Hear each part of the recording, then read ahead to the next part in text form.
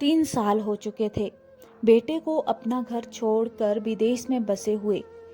इन 3 सालों में बूढ़ी माँ और ज्यादा बूढ़ी हो गई थी। 75 वर्ष की उम्र में सुलोचना देवी की याददाश्त काफी कमजोर होती जा रही थी। उन्हें रोजमर्रा की चीजें याद ना रहती, लेकिन जो उन्हें हमेशा याद रहता वह था उनका बेटा। दिन हो या रात हो, पल भी ऐसा ना होता जब उन्हें अपने बेटे की याद ना आती। दूसरी तरफ बेटा था जो साल भर में एक आध बार अपनी माँ को फोन कर लिया करता था और 1-2 मिनट से ज्यादा बात भी ना किया करता।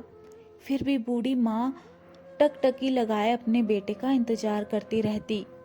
एक दिन बेटे का विदेश से फोन आया। हेलो हेलो, सुन रही हो माना? अनिल बोल रहा हूँ, तुम्हारा बेटा। कैसी हो माँ? मैं ठीक हूँ बेटा, तुम, बहू और मेरा पोता कैसे हैं? माँ ने पूछा। सब अच्छे हैं माँ, मैं अगले हफ्ते गांव आ रहा हूँ तुम्हें लेने। अब हम सब साथ में ही लंदन में रहेंगे माँ। तुम्हारी बहू कह रही थी माँ को यहाँ लेकर आओ, बेचारी अकेली वहाँ परेशान होती होगी, बेटे ने कहा। माँ की बूढ़ी सूखी आंखें आंसुओं से भीग गई। उसके कमजोर शरीर के नस नस में खुशी की लहर दौड़ गई। बेटे और बहू का अपने प्रति प्रेम देखकर माँ का मन खुशी से भर आया। बेटे ने आगे कहा, माँ तैयार रहना माँ, मुझे ज्यादा दिन छुट्टियां नहीं है। जिस से जितने पैसे लेने हैं लेकर रखना, तब तक मैं प्रॉपर्टी डीलर से बात कर लूंगा। घर के लिए? घर के लिए? माँ ने पूछा। हाँ माँ, गांव का घर हमें बेच देना पड़ेगा। अब हम साथ में ही रहने वाले हैं, तो वहां पर घर रखने का कोई मतलब नहीं है, बेटे ने कहा। बुढ़ापे की वजह से ठीक से चलने में अक्षम माँ ने पूरे मोहल्ले में घूम घूम कर अपनी इस खुशखबरी को सबको सुनाया। सभी को खुशी हुई। सबको लगा माँ जी के आखिरी दिन अपने परिवार के साथ सुखी से बीतेंगे। घर वापस आकर माँ ने अपने घर के कोने कोने को ऐसे देखा जैसे वो अपने दूसरे बेटे को देख रही हो। देख भी क्यों ना, उस घर को वो अपने बेटे से कम थोड़ी ना समझा था। अपने पति के साथ 40 साल यही तो बिताए थे, लेकिन अब मजबूर थी। बुढ़ापे के आखिरी साल बेटे और बहू के साथ बिताना चाहती थी। दिल पर पत्थर रखकर घर बेचने के लिए माँ तैयार हो गई। अनन फानन में बेटे ने घर को आधे दामों पर बेच दिया।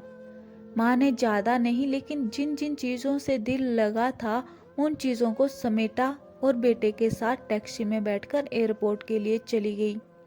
एयरपोर्ट पर आकर बेटे ने माँ से कहा, माँ तुम यहाँ बेंच पर बैठो, मैं सामान और बोर्डिंग पास की जांच कराकर आता हूँ। वहाँ वक्त लगता है और यहाँ खड़ा रहना पड़ता है, तुम्हें तकलीफ होगी, तुम यहीं आराम करो। मैं यूं गया और यूं आया।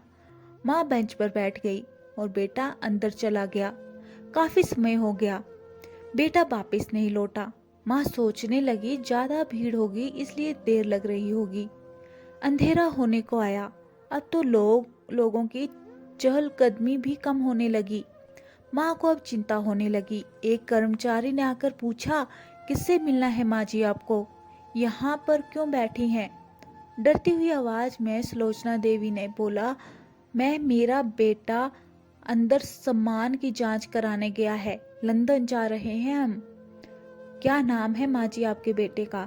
कर्मचारी ने पूछा। अनिल नाम है मेरे बेटे का, सुलोचना देवी ने बताया। कर्मचारी अंदर गया और थोड़ी देर बाद बाहर लौटा। उसने सुलोचना देवी से कहा, माँ जी लंदन जाने वाली फ्लाइट तो दोपहर में ही जा चुकी है और आपका बेटा भी उस फ्लाइट में बैठकर लंदन जा चुका है।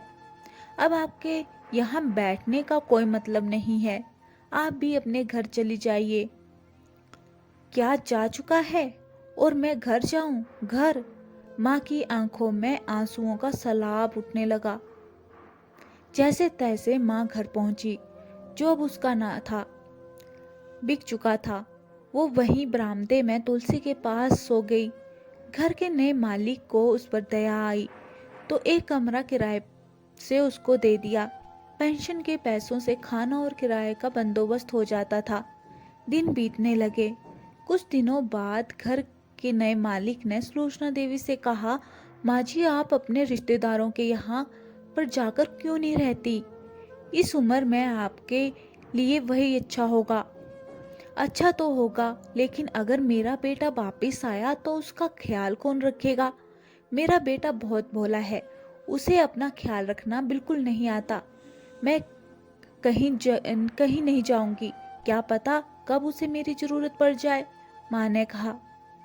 दोस्तों सच बता रही हूँ, माँ की ऐसी बातें सुनकर मेरे आंखों में आंसू आ गए। किसी ने सच ही कहा है, पूत कपूत हो सकता है, लेकिन माता कभी कुमाता नहीं होती। दोस्तों आप सभी से हाथ जोड़कर विनती करती हूँ, अपने माता पिता की जितनी हो सके सेवा करना, उनके साथ कभी बुरा बर्ताव मत करना। कहानी आपको कैसी लगी है कमेंट के माध्यम से जरूर बताएं। ऐसी और कहानी धन्यवाद। सुनने के लिए चैनल को